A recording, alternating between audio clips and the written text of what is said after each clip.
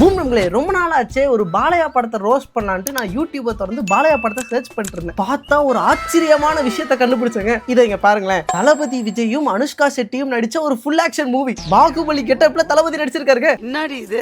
எப்படா தளபதி வந்துட்டு பாகுபலியில் நடிச்சாருன்னு யோசிப்பீங்க. வெயிட் பண்ணுங்க. டார்ச்சர் அகைன் ஹிந்தியில தளபதி ஒரு படம் நடிச்சிருக்காருங்க. யோகி பாபுவும் தளபதி நடிச்சிருக்காரு. இதுல ட்விஸ்ட் என்னன்னா யோகி பாபு தளபதியை வந்து டார்ச்சர் பண்ற மாதிரி ஒரு படம். என்னடா இப்படி எல்லாம் ஒரு படத்தை நான் பார்த்ததே இல்லைன்னு நீங்க நினைப்பீங்க. வெயிட் பண்ணுங்க. மெக்கானிக்னு தளபதி ஒரு படம் நடிச்சிருக்காரு. வாட்ச் மெக்கானிக் மாதிரி இதுல வந்துட்டு தளபதி பாம் மெக்கானிக்கா இருக்காரு. எல்லாத்த கூட விட்டுருங்க. தளபதி ஒரு பேய் படத்துல நடிச்சிருக்காரு. ஏங்க ஸ்ரீலீலா கூட வந்துட்டு தளபதி நடிச்சிருக்காருங்க. சும்மா 100 வியூஸ் 1000 வியூஸ் எல்லாம் இந்த படத்துக்கு கிடையாது. எல்லாம் 15 மில்லியன் 3 மில்லியன் 4 மில்லியன் வியூஸ் கொண்ட படங்கள். என்னடா பாலையா படம் ரோஸ்ட்னு நினைச்சிட்டு வந்தா எல்லாம் தளபதி மூவியை காமிச்சிட்டு இருக்கேன் நீங்க யோசிப்பீங்க. இதுல ட்விஸ்ட் என்ன தெரியுமா? இந்த படத்துக்குள்ள எல்லாம் நீங்க போய் பாத்தீங்கன்னா எல்லாம் வந்துட்டு பாலையா படங்க. ஐயோ பேப்பர் பண்டது. அட பாவிகளா டேய். கவலைப்படாதீங்க. இவங்கள மாதிரி நான் வந்து உங்களை ஏமாத்த மாட்டேன். பாலையா மூஞ்சியை வச்சு தம்ப்நெயில் பண்ணி பாலையா ரோஸ்ட் தான் நான் கொடுப்பேன். நீ நல்லவையா. இன்னைக்கு ஒரு ஆக்ஷன் பேக்டான பாலையா படத்தை தான் நம்ம பார்க்க போறோம். அதுவும் இந்த பாலையா படத்தோட டைரக்டர் பாத்தீங்கன்னா நம்ம தமிழ் டைரக்டர், ரொம்ப சக்சஸ்ஃபுல்லான ஒரு டைரக்டர். முத்து, படையப்பா, தசாவதாரம் இப்படி மிகப்பெரிய பிளாக் பஸ்டர் தமிழ் படங்கள் எடுத்த ஒரு டைரக்டர். யார் யாவரு? நம்ம KS ரவிக்குமார் தான் இந்த படத்தை டைரக்ட் பண்ணியிருக்காருங்க. பாலையா படத்தை KS ரவிக்குமார் டைரக்ட் பண்ணியிருக்காரு. எங்க ஜோடி பொறுத்த எப்படி இருக்குது? சக்கரை பொங்கலும் வடகரி மாதிரியும் இருக்குங்க. ரொம்ப ஒரு இன்ட்ரெஸ்டிங்கான படமா இருக்க போது வாங்க பார்ப்போம். இந்த பாலையா படம் பேர் பாத்தீங்கன்னா ரூலர். டேய் நீ என்னடா சொக்கா கூட இல்லாம முண்டமா நிக்கிற? சொக்காங்க. சார் சோஃபால காய போட்டு எப்படி நம்ம லெஜெண்ட் வந்து லீடர்னு ஒரு படம் நடிச்சிருக்காரோ, நம்ம பாலையா வந்துட்டு ரூலர்னு ஒரு படம் நடிச்சிருக்காரு. This is an unwanted statement irrelevant to the current situation. இந்த கதை பாத்தீங்கன்னா உத்தரப்பிரதேசத்துல ஆரம்பிக்குது. உத்தரப்பிரதேசம் பாத்தீங்கன்னா நிறைய கொலை அப்புறம் கற்பழிப்பு இப்படி நிறைய கெட்ட விஷயங்கள் நடந்துட்டே இருக்காங்க. நம்ம ஸ்டேட் நாசமா போயிட்டு இருக்கு. இது எப்படியாச்சும் நம்ம மக்களை வந்து திருத்தணும்னு வந்துட்டு சீஃப் மினிஸ்டர் யோசிக்கிறாரு. இதுக்கு என்னதான் பண்ணலாம்னு அவங்க யோசிக்கும் போது பிரகாஷ் ராஜ் ஒரு யோசனை சொல்றாரு. ஊர்ல இருக்கிறவங்க எல்லாம் விவசாயம் பண்ணாங்கன்னா கிரைம் ரேட் கம்மியாகுங்கிறாரு. விவசாயம் பண்ணா காசு வருமாமா, காசு வந்தா எஜுகேட் ஆவாங்களாமா, எஜுகேட் ஆனாங்கன்னா கிரைம் கம்மியாகும்னு சொல்றாரு. கிரைமை எப்படி கண்ட்ரோல் பண்றதுன்னு நீங்களே சொல்லுங்க. விவசாயத்து மூலம். ஆனா உத்தரப்பிரதேச இருக்கிறவங்களுக்கு தான் விவசாயம் பண்ணவே தெரியாதே அப்படின்னு கேட்கும்போது அதுக்கு ஒரு ஐடியா சொல்றாரு. அதாவது தமிழ்நாட்டில இருந்து மக்களை கூட்டிட்டு வந்து உத்தரப்பிரதேசல உட்கார வச்சு அவங்களுக்கு வந்துட்டு விவசாயத்தை கத்து கொடுக்க போறாங்களாமா. இது ஒரு பிளான் பிரகாஷ் ராஜ் சொல்ற. அப்படி சரின்ட்டு தமிழ்நாட்டில இருந்து ஆட்களை கூட்டிட்டு வராங்க. இவங்களுக்கு ஒரு 5000 ஏக்கருக்கு இடத்த கொடுத்து நீங்க வந்து ஜாலியா விவசாயம் பண்ணிக்கோங்க, இதெல்லாம் உங்க நிலம் தான் கொடுத்துற. அப்படி 30 வருஷம் வேலை செஞ்சு 40% டாக்ஸ் மட்டும் கரெக்டா கட்டினீங்கன்னா இந்த மொத்த இடம் உங்களுக்கு தான் சொல்றாங்க. மக்களும் வந்துட்டு அங்க வேலை செஞ்சு விவசாயம் எல்லாம் பண்ணி உத்தரப்பிரதேச டெவலப் பண்றாங்க. இது ஜஸ்ட் ஃபிளாஷ்பேக், ஞாபகத்துல வச்சுக்கோங்க. இப்போ பிரசன்ட்க்கு வருவோம். 2017ல யாரோட கைங்க? டேய் என்னடா? அவர் எம்எல்ஏடா. தெரியுமேடா. அவர் என்னடா பண்ணி வச்சிருக்கீங்க? பாலையா என்னங்க என்னால நம்ப முடியலையே. இது யூஸ்வலா பாலையா படத்துல பாத்தீங்கன்னா பாலையா என்ட்ரியே பாத்தீங்கன்னா அடிச்சு நோத்திட்டு வண்டி தெறிக்கதான் வந்து லேண்ட் ஆவாரு. இதுல பார்த்தா தக்காளி சட்னி உடம்பு ஃபுல்லா கொட்டி கிடத்து வராருங்க. முட்டிக்கிட்டு மோதிக்கிட்டு ரத்த கண்காணிக்கிறேன் உனக்கு தக்காளி சட்னி.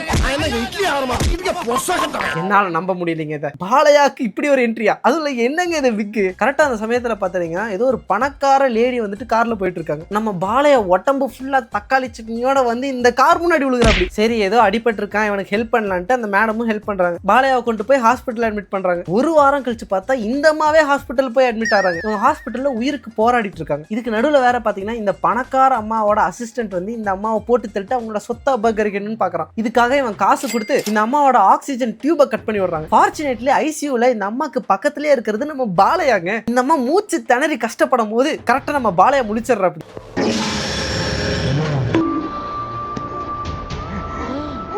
எப்படியோ நம்ம பாலையை இந்த அம்மாவை காப்பாத்திடுற. அப்படி இதுக்கப்புறமே இந்த அம்மா ஒரு முக்கியமான டிசிஷன் எடுக்கிறாங்க. இவங்களுக்கு பாத்தீங்கன்னா புருஷன் குழந்தை குட்டி அதெல்லாம் எதுவுமே இல்லை. ஆனா இவங்க வந்து பெரிய பணக்காரங்க. இந்த அம்மா நம்ம பாலையாவை தன்னோட பையனா தத்தெடுக்கிறாங்களாம். நீங்க அவனை உங்க பையனா தத்தெடுத்து வாரிசாக்க போறீங்களா?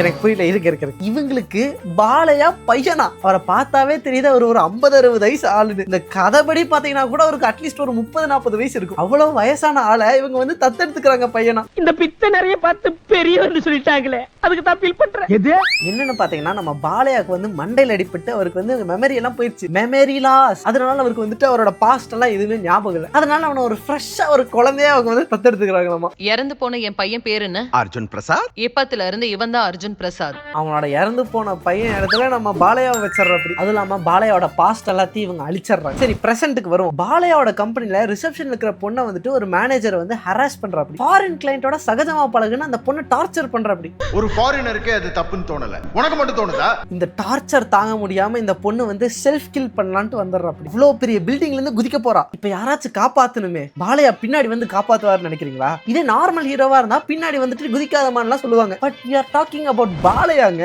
அவங்க நம்மள மாதிரி நார்மல் பீப்புள் கிடையாது காய்ஸ், சொன்னா புரிஞ்சுங்க. தலைவன் ஹெலிகாப்டர்ல வந்து காப்பாத்த வராரு. ஆளு பயங்கரமா பாலிஷ் ஆயிட்ட. அப்படி இல்ல, பாலையா என்னென்னமோ அட்வைஸ் கொடுக்குற. அப்படி அதெல்லாம் அந்த பொண்ணு கேட்கவே இல்லை. நான் குதிக்கிறேன் சார், சாரி சார்னு ஜம்ப் பண்றா. கேட்ச் பண்ணிட்டாருல நம்ம Balaiah.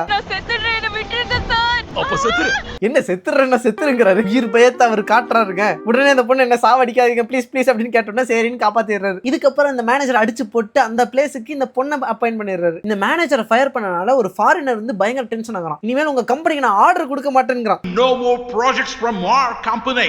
My food your company.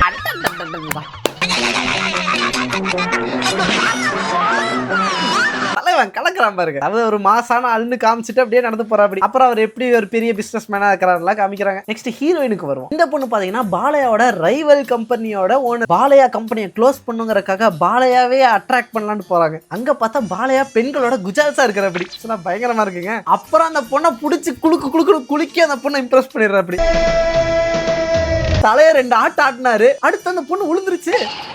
Anyways Balaiah வந்துட்டு ஒரு டெண்டர் விஷயமா ஃபாரின் போறாரு. அந்த டெண்டரை இந்த பொண்ணு வாங்கணுங்கிறதுக்காக அவளும் ஃபாரின் போறா. இதுக்கு நடுவில் 3 பேர்த்த ஹேக்கரா கூட்டிட்டு போறேன்னா ஏதோ ஜோக் பண்ணிருக்காங்க. பிளான் என்னன்னா பாலையாவோட லேப்டாப்பை ஹேக் பண்ணி அவரோட டேட்டாவெல்லாம் கலெக்ட் பண்ணி அதுக்கப்புறமேல இந்த டெண்டரை அவங்க அக்வயர் பண்ணுங்கிறது தான். இதுக்கு எப்படியே ஹீரோயினோட ரூமும் பாலையாவோட ரூமும் ஒன்னா இருக்கிற மாதிரி செட்டப் பண்ணிடுறாங்க. ரூம் ஒன்னா இருக்கணும்னா பாலையாவும் அந்த பொண்ணும் எல்லாம் வந்து டான்ஸ் எல்லாம் ஆடி குஜால்ஸ் பண்றாங்க. பாலையா வேற அந்த பொண்ணை இடுப்பாட்டி அவரோட பேண்ட்டை வேற உருவ ட்ரை பண்ற. அப்படி என்னடா பேண்ட் இவ்வளவு டைட்டா இருக்கு?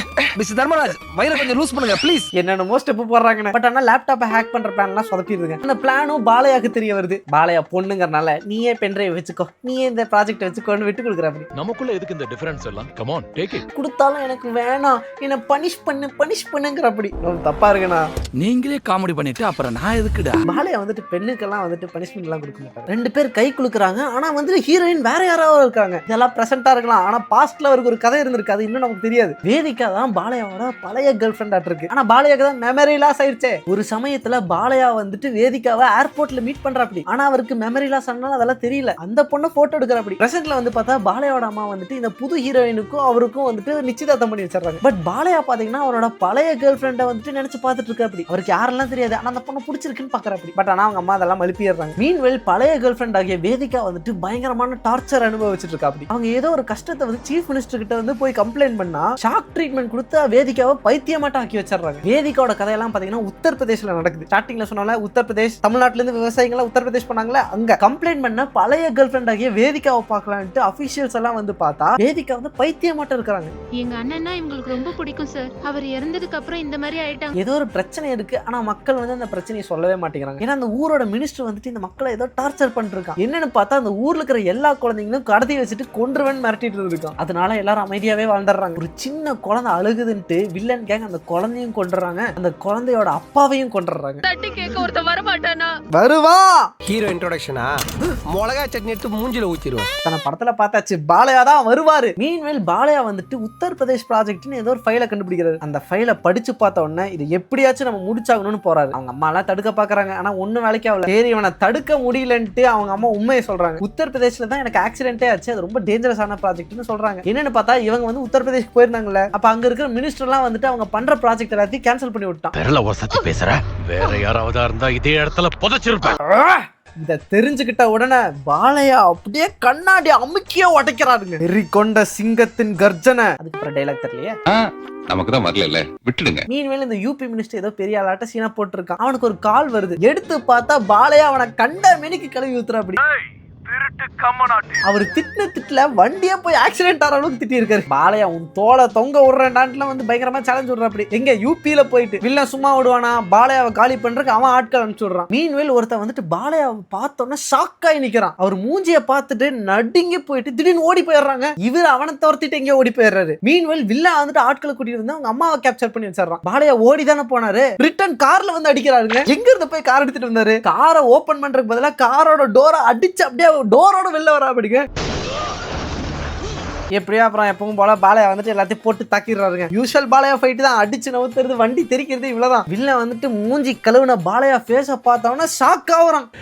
இன்னுமா எனக்கு தெரியல.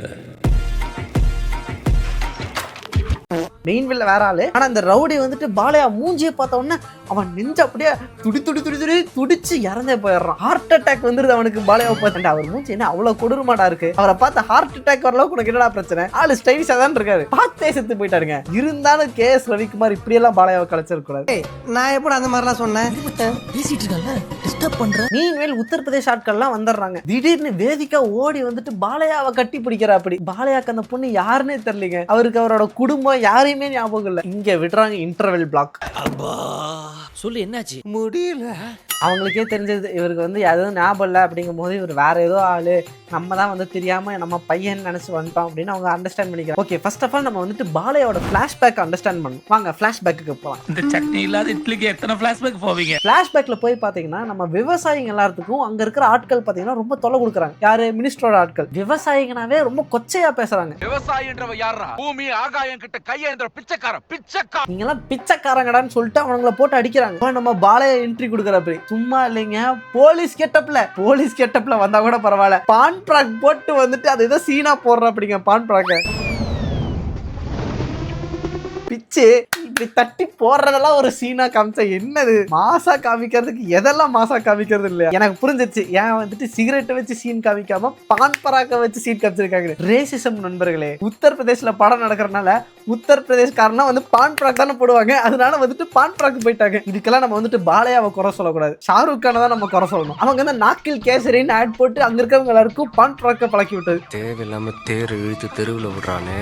என்னடா சொன்ன அப்படின்னு பாலையா கேட்கற. அப்படியே டைலாக சொல்லி முடிச்சு பார்த்தா மூக்குல கொலகொலன்னு சத்தம் வருது.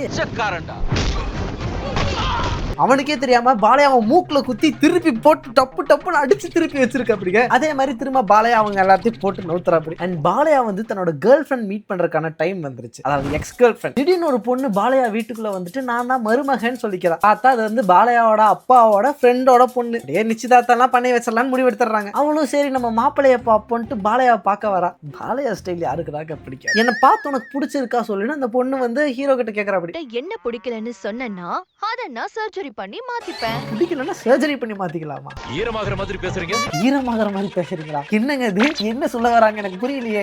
இன்னும் பச்சை பிள்ளையா இருக்கேடா. நீங்க பேசின பேச்சுக்கு பயந்து உடம்பெல்லாம் வேர்த்து ஈரமாயிரு. ஓ அப்படி சொல்றா. அப்படியா பாலையா நீங்க ரொமான்டிக்கா இருக்க மாட்டீங்க, எனக்கு அப்படியே பக்கத்துல இருந்து ஒரு ரோஸை கொடுங்க பாப்போம் அப்படின்னு கேட்டா நம்ம பாலையா ரோஸ் செடியவே கொடுக்குற. அப்படி இதுக்கு மேல ரொமான்டிக்கா உங்களுக்கு என்ன வேணும் சொல்லுங்க? அவ்வளவுதான் லவ் ஸ்டோரி. இந்த காரி மூஞ்ச கதையெல்லாம் ஒரு காவிய கதை மாதிரி இங்க வந்து சொல்லி அங்க டைம் வேஸ்ட் பண்ணுகிறேன். போட மரியாதையா. இப்ப வில்லன் சைடோட ஆர்க்குக்கு வருவோம். பிரகாஷ் ராஜ் பாத்தீங்கன்னா ஒரு ஃபங்க்ஷன் கண்டக்ட் பண்றாரு. அங்க தன்னோட பொண்ணு மாப்பிளையும் வந்து மக்களுக்கு இன்ட்ரோடியூஸ் பண்ணணும்னு விருப்பப்படுறாரு. என்ன பிரச்சனைன்னு பாத்தீங்கன்னா இவங்க எல்லாருமே வந்துட்டு ஒரு பர்டிகுலர் கேஸ்ட் சேர்ந்தவங்க இருக்கு. ஆனா மாப்பிள்ள வந்துட்டு வேற ஏதோ கேஸ்ட் சேர்ந்தவங்க இருக்கு. ஜாதி வெறியில இருக்கிற மக்கள் மத்தியில ஆனா இவர் வந்து ஓப்பன் மைண்டடா இருக்கிற. அப்படி பரவாயில்ல நான் வந்துட்டு என்னோட மாப்பிளைய வந்து அக்செப்ட் பண்ணிக்கிறேன் அப்படின்ட்டு பேசுற. அப்படி ஆனாலும் என் மனசுக்குள்ள வந்துட்டு பிரகாஷ் ராஜ் ஏதாச்சும் வில்லங்கத்தனம் பண்ணுவாரோ அப்படின்னு தான் தோணிட்டு இருந்துச்சு. ஏன்னா அங்க இருக்கவங்க வந்துட்டு இது நம்ம கம்யூனிட்டி பையன் கிடையாது அப்படின்னா சொல்லிட்டு ஏதோ கிளம்பி போறாங்க. ஆனா நம்ம பிரகாஷ் ராஜோட தம்பி பாத்தீங்கன்னா ஏதோ வாழ்த்துற மாதிரி வந்து பையனை வந்து போட்டு தெரியிடுறானுங்க. இந்த இடத்துல பிரகாஷ் ராஜ் வில்லன் கிடையாதுங்க, அவரும் தன்னோட பொண்ணெல்லாம் காப்பாற்றணும்னு ஓடி போறாரு. வில்லன்ஸ் தன்னோட பொண்ணை வந்துட்டு போட்டு தள்ளலான்னு வரும்போது கரெக்டா நம்ம பாலையா வந்து சுட்டு தள்ளுற. அப்படி எல்லாத்தையும் அதே மாதிரி நம்ம பிரகாஷ் ராஜோட தம்பியும் போட்டு தள்ளலான்னு வரா. அப்படி ஆனா சரி அவனை அரெஸ்ட் மட்டும் பண்ணலான்ட்டு அரெஸ்ட் பண்றா. அப்படி நம்ம பிரகாஷ் ராஜுக்கு இவங்களே வந்துட்டு அடைக்கலம் கொடுக்குறாங்க. ஆனா வில்லன் வந்து சும்மா இருக்கிறது இல்ல, உங்களை பழி வாங்க வேண்டாம் அப்படின்ட்டு இருக்கான். இதுக்கு நடுவில் வில்லன் வேற பயங்கரமா அந்த மக்களை டார்ச்சர் பண்றான். அவங்களுக்கு வந்துட்டு எலக்ட்ரிசிட்டியை கட் பண்றான். ஆனா வந்து நிலா வெளிச்சத்துல வாழ்ந்துக்கலாம்னு அவங்க முடிவு எடுக்கிறாங்க. வீட்டுக்கு விளக்க வச்சுக்கிறாங்க. அதே மாதிரி டிரான்ஸ்போர்டேஷன் சிஸ்டமையும் க்ளோஸ் பண்றான். இருந்தாலும் பரவாயில்ல நம்ம சமாளிச்சு வாழ்ந்துக்கலாம்னு முடிவு எடுக்கிறாங்க. நம்மளால மத்தவங்க கஷ்டப்படுறாங்கன்னு சிரிச்சிட்டு சொல்லுவாங்களாம். நம்மளால இந்த ஊருக்கு எவ்வளவு கஷ்டம் வந்துருச்சுன்னு பாரு. சிரிக்கிறானி வெக்கமா இல்ல? ஏன் வந்து பிரகாஷ் ராஜ் சிரிச்சுட்டு சொல்றாரு எனக்கு புரியலையே. நம்மனால அவங்க எவ்வளவு கஷ்டப்படுறாங்க பாரு. ஏன் சிரிக்கிறாரு எனக்கு புரியல. அதாவது இந்த இடத்துல ஃபீல் தானே பண்ணணும். சிரிக்கிறாருங்க. இதெல்லாம் கூட அந்த மக்கள் பொறுத்துக்கிட்டாங்க. ஆனா வில்லன் இன்னொன்னு பண்றான். அவங்க கஷ்டப்பட்டு 30 வருஷமா இருந்து அந்த லேண்டை வந்து அவங்களோட ஆக்க போறாங்கல்ல, அந்த லாவே அவன் கேன்சல் பண்ணி விட்டுறான். இதை சரி பண்ணலான்னு பிரகாஷ் ராஜ் அங்க போனா சொந்த தம்பி அவங்க அண்ணனை சுட்டு தள்ளிடுறானுங்க. அப்பவும் அவன் ஜாதி வெறி அடங்கல. பிரகாஷ் ராஜோட பொண்ணும் குழந்தையும் கொன்னே ஆகணும்னு இருக்கான். அந்த பொண்ணும் எப்படியோ ஊரை விட்டு ஓடி போயிடலான்ட்டு தப்பிக்கலாம் ட்ரை பண்ணுது. கரெக்டா நம்ம பாலையாவும் வந்து அந்த பொண்ணுக்கு ஹெல்ப் பண்ற. அப்படி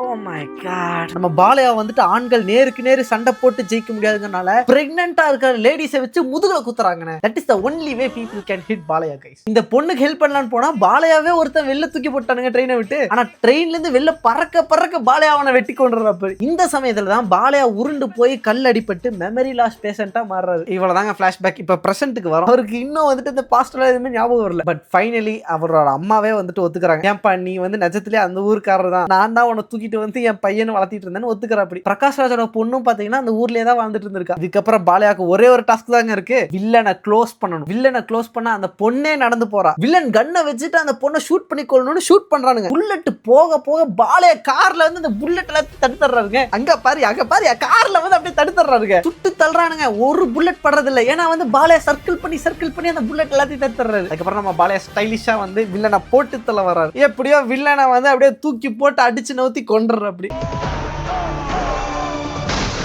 எப்படி வில்லன் வந்துட்டு வைக்க புல்ல வந்துட்டு ஒரு குழந்தைய எரிச்சு கொன்னானோ அந்த குழந்தையோட தாயை வச்சே அவனை எரிச்சு கொள்ளணும்னு முடிவு எடுக்கிறாரு. That's it, villain finish. அப்புறம் பிரகாஷ் ராஜோட சொத்து எல்லாமே அவரோட புள்ளைக்கே கொடுத்துட்றாங்க. ஊர்க்காரங்களோட சொத்தையும் அவங்களுக்கே கொடுத்துட்றாங்க. அவ்வளவுதான், சூபம் போட்டு படத்தை முடிக்கலாம். வீடியோ க்ளோஸ் பண்றதுக்கு முன்னாடி இன்கேஸ் நீங்க இன்னும் சப்ஸ்கிரைப் பண்ணாம இருந்தீங்கன்னா மறக்காம சப்ஸ்கிரைப் பண்ணிக்கோங்க. அண்ட் தேங்க்ஸ் ஃபார் வாட்சிங். பீஸ்.